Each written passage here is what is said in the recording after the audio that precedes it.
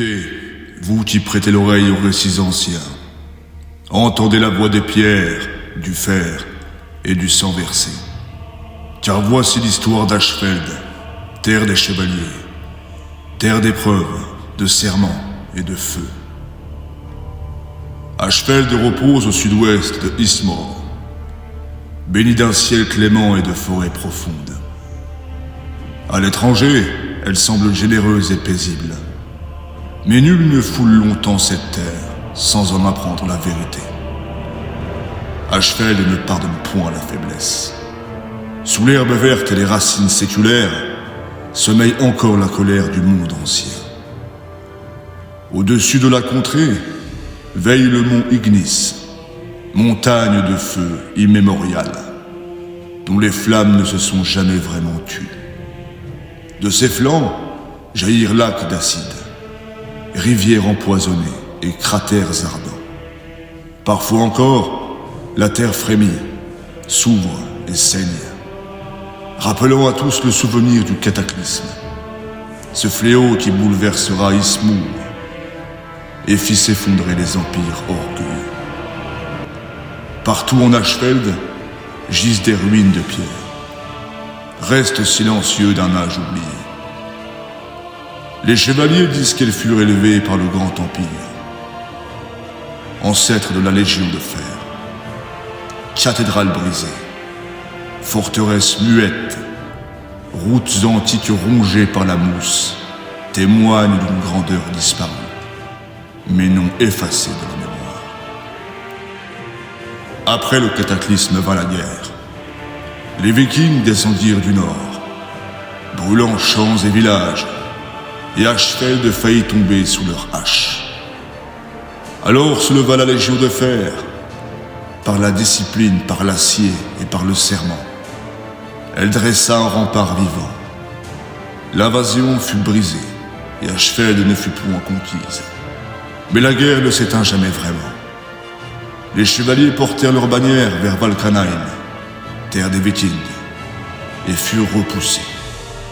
Ils marchèrent ensuite vers les marais de Myr, où les samouraïs leur firent face, l'âme levée et honneur intact.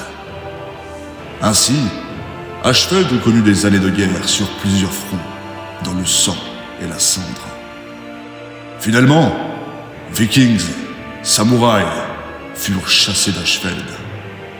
Pourtant, les chevaliers ne les poursuivirent point. Ils choisirent de tenir Ashfeld. Non de conquérir le monde, car telle est la voie de la Légion. Défendre ce qui est sien, coûte que coûte. Mais lorsque l'ennemi commun disparut, la discorde s'installa parmi les chevaliers.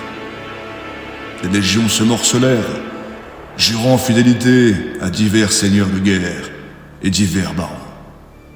De cette époque sombre surgit la plus redoutable de toutes, la Légion d'Obsidienne, menée par Apollyon.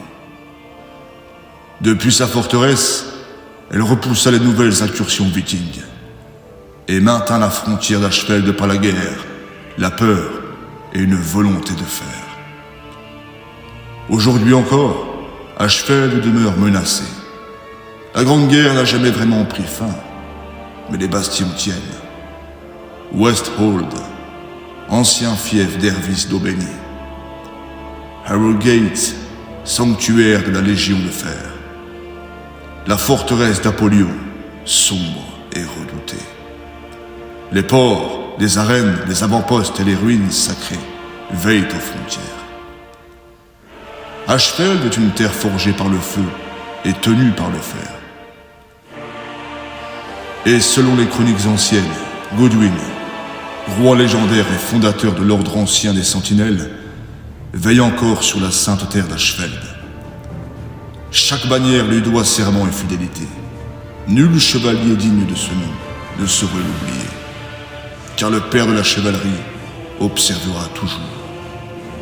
Le lion d'Ashfeld livrera bataille contre les hyènes. L'aigle du roi scrutera les horizons, dominant les cieux pour frapper avant l'ennemi. Et l'épée de la Légion de fer rendra justice, pour l'honneur et la gloire de l'héritage. Ici, chaque pierre se souvient. Ici, chaque épée porte le poids de l'histoire. Et tant que les chevaliers tiendront leur serment, Ashfeld demeurera. Pas de quartier, Legio Feri, Hereditas Nostra, Gloria Ashfeld.